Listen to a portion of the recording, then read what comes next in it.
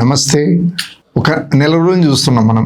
అన్ని డెక్కన్ క్రానికల్ చూసినా, times of India చూసినా, హిందూ చూసినా, నమస్తే తెలంగాణ చూసినా, ఇంకా జ్యోతి, ఈనాడు, మన పత్రికలు అన్ని చూసినా, ఇంగ్లీష్ పత్రికలు చూసినా, ఏది చూసినా ఒకటే వార్త కనిపిస్తుంది. ఏంటంటే పట్టా భూములు భద్రంగా ఉన్నాయా? It's a dangerous zone. ప్రతి పట్టేదారు తన భూములకు కస్టోడియన్ ప్రభుత్వం ఉంటుంది. ఇది రాజ్యాంగం బద్ధంగా ఉండేది. ఒక డెమోక్రటిక్ ప్రాసెస్లో ప్రజలను కాపాడుకోవాల్సిన బాధ్యత ఆయా సార్వభౌమ ప్రభుత్వాలది ఉంటుంది. ప్రభుత్వం తన భూములు అంటే పొరంబోగు భూములు, అవన్నీ భూములు కూడా తన భూములు తనకు ఉంటాయి. దేవాలయ భూములు తనవే, బోధన భూములు తనవే, ఇవన్నీ కూడా ప్రభుత్వ భూములు. అది కాపాడుకుంటారు, జనం కబ్జా పెడతారు, గవర్నమెంట్ గుంజుకుంటుంది, ఇవన్నీ ఉంటాయి. అది మన ఇంటి భూములు తన ఇష్టం ఏమైనా చేసుకొని. కానీ పట్టా భూములు, కొనుగోలు చేసిన భూములు పరిశానలు పడ్డాయి. ఇప్పుడు అసలు ఊహకందని పరిస్థితి. సర్వీసులు వచ్చే కొత్తలో పాణీలు ఇంతతోటి పుస్తకాలు రాసి పరిశాన్ అవుతుంటాయి. అక్కడ కానీ చిన్న తప్పు జరిగినా కూడా ఏదో జరిగిపోయింది అనేది అల్లరి ఉంటుంది. డైరెక్ట్ ఉండే పటవారి మీద అటాక్ చేసిరు ఆ రోజులు. వాళ్ళ గౌరవం కొద్దీ, వాళ్ళ ఉండే ఊరు గౌరవం కాపాడుకోవడం, తప్పులు చేసేవాళ్ళు కాదు వాళ్ళు. ఆ పెత్తనాలు వేరే ఉండే. తర్వాత ఇంకొక టీం వచ్చింది, వాళ్ళకు కూడా బాగానే చేసుకుంటూ వచ్చారు.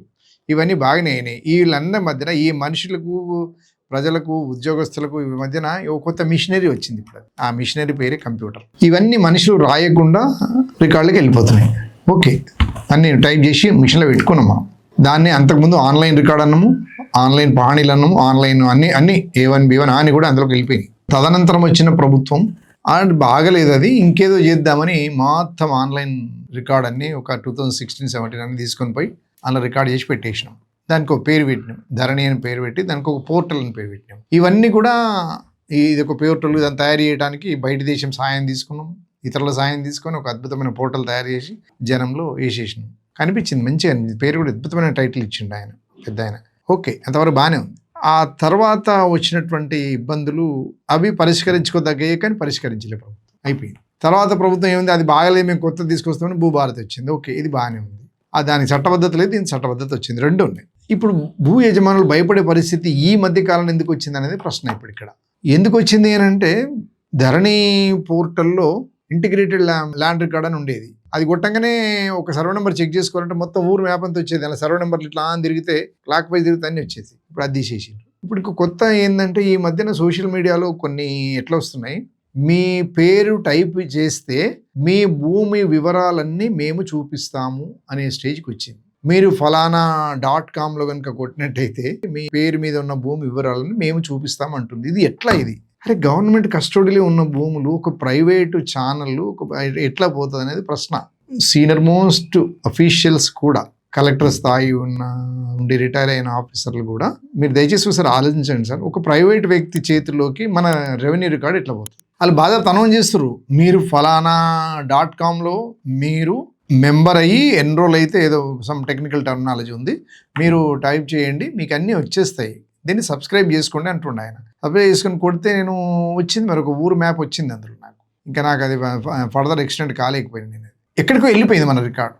ఆ ప్రైవసీ ఇంకా ఏం లేదు. ఆ ప్రైవసీని కరప్ట్ అవుతుంది. ఇప్పుడు ఆ ప్రైవసీ చేసి అయిన తర్వాత తప్పులేదేమో మరి.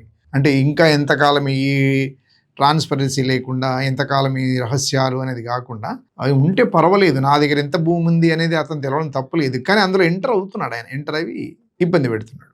మనిషి మెదడు అనే పదార్థము ఇట్స్ అన్ ఇంటర్ప్రిటేషన్ మెకానిజం. అది తరచూ మాట్లాడుతూనే ఉండాలి, ఏదో ఒకటి చేస్తూనే ఉండాలి. పరుషంగా చెప్పాలంటే గెలుపుతూనే ఉండాలి, ఏదో ఒకటి చేయాలి. అదే do what ever it may be, you go on doing something else.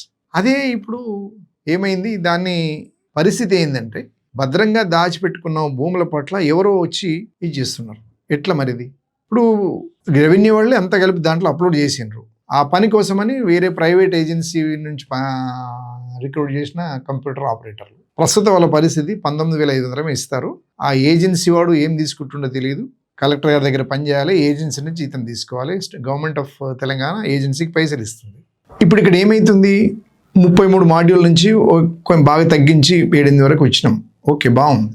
ఆ 33 మాడ్యూల్స్లో ఏమైందో తెలియదు. మొత్తానికైతే అందులోకి వెళ్ళి కొన్ని మాడ్యూల్స్ను సీక్రెసీ తెలుసుకొని ఇంకా రకరకాల గేమ్స్ ఆడటానికి స్కోప్ ఇచ్చింది. అది ప్రోబిటరీ లైన్స్ రెగ్యులరైజ్ చేయగలుగుతున్నారు, కలెక్టర్ గారు లాగిన్ చేయగలుగుతున్నారు, తర్వాత క్లియర్ చేయగలుగుతున్నారు. ఇలా పట్టా భూములు కూడా ఒక ఎక్స్ భూమి కొనుగోలు చేసి అమెరికాలో ఉండి పిల్లలు పంపించిన భూమి కొనుగోలు చేస్తే అతడు లేడని తెలిస్తే అతను ఏమైనా చేయగలుగుతున్నాడు. ప్రొసీజర్ ఒక స్లాట్ బుక్ చేసుకోవాలి, ఎంఆర్ ఆఫీస్కి వెళ్ళాలి, ఆ కొనుగోలు చేసి ఇద్దరు కలిపి ఉండాలి. అవన్నీ చేసిన తర్వాత సంతకాలు అయిన తర్వాత అప్పుడు మ్యూటేషన్ అయ్యి అందులోకి వెళ్ళిపోవాలి. అమ్మటాయన పోతలేడు, కొనుగోలు చేసిన ఆయన ఎవరు ఆయన ఖాతాలోకి వెళ్ళిపోతున్నాయి భూముల పరిస్థితి. ఇప్పుడు ఇది పేపర్లో చాలా రోజుల నుంచి నేను మొదలు చెప్పిన పేపర్లు అన్నింటిలో బాగా విస్తృతంగా జరుగుతూ ఉంది. ఇది ముఖ్యంగా ఉమ్మడి రంగారెడ్డి, మన ఉమ్మడి మెదకు, ఉమ్మడి వరంగల్, ఇవన్నిట్లల్లో చాలా జరిగిపోతున్నాయండి ఇవన్నీ. కంప్యూటర్ ఆపరేటర్లా అంటే ఇందులో చాలామంది పెద్దవాళ్ళ ధైర్య సాహసాలు, రెవెన్యూ సిబ్బందిని అయితే అనడానికైతే లేదండి.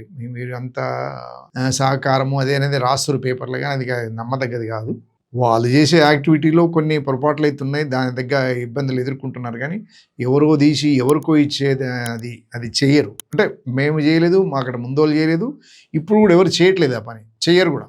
మీ డిపార్ట్మెంట్ ఎన్కేస్కి వస్తారంటే ఎన్కేస్కి రావాలి, మరి కరెక్టే కదా. పని చేయడం కోసం ఏమన్నా ఎక్స్పెక్ట్ చేస్తారేమో, దాని దగ్గర హెడేక్స్ ఉన్నాయా వాళ్ళు ఎదుర్కొంటున్నారు, అది వేరే సంగతి. కానీ ఎవరి భూమినో అన్నోన్ పర్సన్ పేరు మీద ట్రాన్స్ఫర్ చేయడం జరగదు. ఎందుకంటే వీళ్ళు ఎవరి వల్ల అంటే బాధ్యత లేకుండా ఒక తాడు బొంగరం లేని కంప్యూటర్ ఆపరేటర్ ఏంటంటే ఆయన కంటిన్యూ కావాలనుకున్న వ్యక్తులు కూడా చేయడం లేదు. ఇది ఇంకా వెళ్ళిపోయిన వాళ్ళతోనే అవుతున్నాయి ఈ పనులు. కాబట్టి ఒక ల్యాండ్ నేను మీ భూములు అన్నీ చూపిస్తాను అనుకునే వ్యక్తులు ఎవరైతే ఉన్నారో అలాంటి వ్యక్తులతోనే ఈ పట్టా భూములన్నీ కూడా ట్రాన్స్ఫర్ అవుతున్నాయి. మనం అందరము జాగ్రత్తగా ఉండాలి. అయితే భూ యజమాని ఎవరు ఆయనకు తెలియదు, కానీ వెళ్ళిపోతుంది. ఈవెన్ అసైన్మెంట్ ల్యాండ్స్ కూడా పక్కకి వెళ్ళిపోతున్నాయి. అవి చూసుకోవాల్సిన బాధ్యత పట్టేదారిది. కాకపోతే ఇది చాలా రోజుల నుంచి అవుతుంది. ప్రక్షాళన అయినాక ఇవి ధరణి ఎప్పుడైతే 2020 మనకు ఇదైందో అప్పటి నుంచి ఇప్పటి వరకు కూడా కొన్ని వేలు అవుతున్నాయంట. అవన్నీ కూడా చెక్ చేసుకోవాల్సిన బాధ్యత ఉన్నది. ఇట్లా అని అర్థమవుతలేదు, దాని కంట్రోల్ ఎట్లనో అర్థమవుతలేదు. డే టు డే స్ప్రెడ్ అయితేనే ఉంది. అది ఎట్లయితే అంటే నాకు అర్థం కాదు. ఒక పట్టదారు భూమి ఆయన తెలియకుండా ఇంకో ఆయనకి ఎట్లా రిజిస్ట్రేషన్ అవుతుంది, అయిపోతుంది, లాగిన్ అయిపోతుంది, ఓటీపీ వచ్చేస్తున్నది, ఏమో ప్రాసెస్ ఉంటుంది. ఆ ఉన్న దాంట్లో ఆ సైన్స్ అండ్ టెక్నాలజీ ప్రకారం అవుతుంది, కానీ ఎవరు లేకుండా అయిపోతున్నాయి అన్నీ. ఇది కరెక్ట్ కాదు.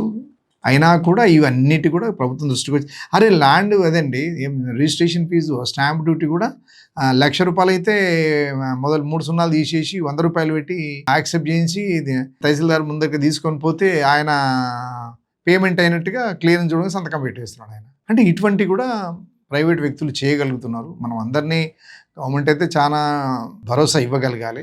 Let us once again request the government of Telangana, ఇవి జరగకుండా చూడాలి. ఇప్పటివరకు జరిగిన వాటి మీద ఏంటంటే చాలా లోతైన పరిశీలన చేయాల్సిన అవసరం ఉంది.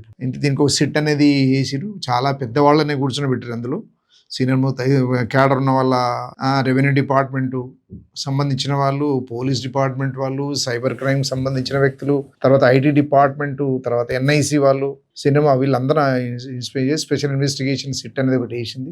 రిజల్ట్ చూడాలి మరి ఎట్లా ఉంటుందో. కాబట్టి చివరగా సలహా ఇచ్చేది ఏంటంటే, ఏ మాత్రం ఐడియా ఉన్నా కూడా ఆల్టర్నేట్ డే మన పట్టా భూములు మన పేరు మీద ఉన్నాయా లేవా, దాని మీద ఏది భూభారతి పోర్టల్కి వెళ్ళిపోవడము, తర్వాత మన ఊరు, జిల్లా, మండలం, గ్రామం సర్వే నెంబర్ కొడితే మన పేరు మీద ఉందా లేదా చెక్ చేసుకోవాలి. ప్రతిసారి చెక్ చేసుకోవాలి. 1/2 ఎకర భూమి ఉన్నా, 1/4 ఎకర భూమి ఉన్నా, 10 ఎకరాల భూమి ఉన్నా, 100 ఎకరాల భూమి ఉన్న పట్టదారులు కూడా ఆ పని చేయాలి. ఇవన్నీ ఏం బయటపడుతుందో చూడాలి. మరి ఇప్పుడు బయటపడటం అంటే మరి ఇప్పుడు అందులో వీళ్ళకంటే కూడా చాలా పెద్దవాళ్ళు ఉన్నారని తెలిసింది. ఆ పెద్దవాళ్ళంతా మన ప్రభుత్వం దగ్గర బంధువులు, కులపోలు అయితే, గత ప్రభుత్వం అయినా ఈ ప్రభుత్వం వాళ్ళ చుట్టాలు పక్కాలు వాళ్ళ కులపోలు అయితే ఇది మాత్రం బయటపడదు.